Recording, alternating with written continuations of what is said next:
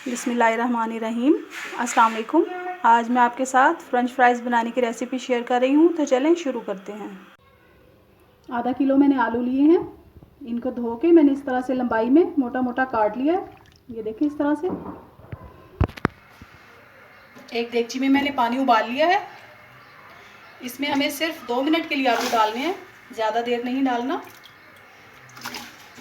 सिर्फ 2 मिनट आप टाइम देख के।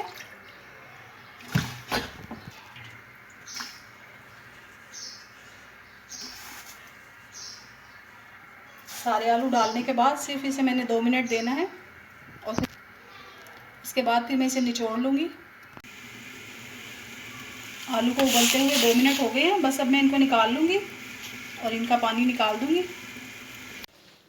अब एक ट्रे पे मैंने जो है टिश्यू डाल दिया और इसके ऊपर ये सारे आलू में डालकर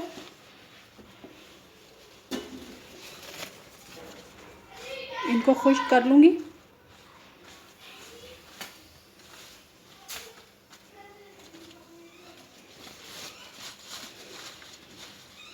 और इसको 10 मिनट के लिए मैं ठंडा होने के लिए रख दूँगी। अच्छी तरह से पानी इसका खुश्क कर लें।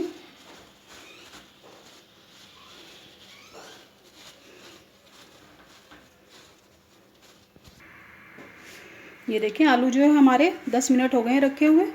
पानी इनका खुश्क हो गया है। अब मैं इनको फ्राई करूँगी। कढ़ाई में मैंने ऑयल डाल दिया है। ऑयल तेज़ गरम है।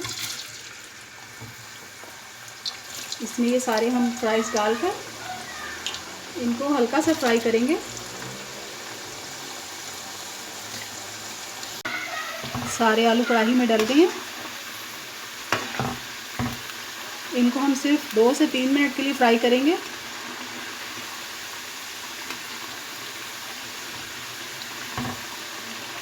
आपने जो है टाइम का बहुत ज़्यादा ख्याल रखना है। टाइम ज़रा भी ज़्यादा या कम हुआ तो फिर फ्राइज़ हमारे ठीक नहीं बनेंगे। अगर आपको मेरी वीडियो अच्छी लगती है तो मेरे चैनल को लाइक और सब्सक्राइब ज़रूर कीजिए और अपने फ्रेंड्स और फैमिली के साथ ज़रूर शेयर किया करें।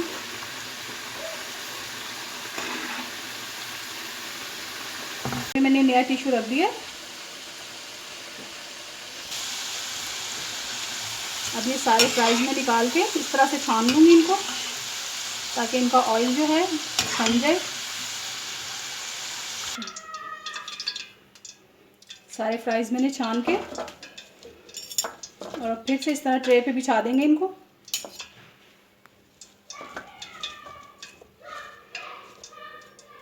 और फिर से इसे 10 मिनट के लिए ठंडा करने के लिए रखूँगी।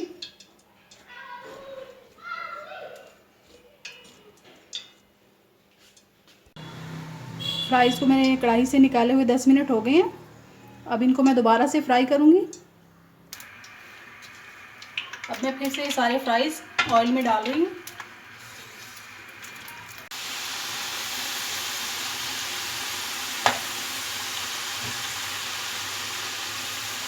अब हमने इसको इतना फ्राई करना है कि इसका कलर जो है गोल्डन सा हो जाए।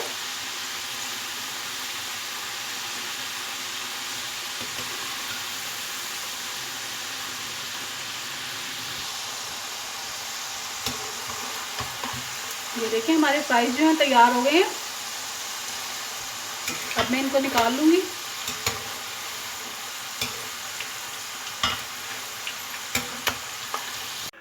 ये देखिए हमारे क्रंची फ्राइज़ तैयार हैं, बिल्कुल मैकडॉनल्ड स्टाइल के।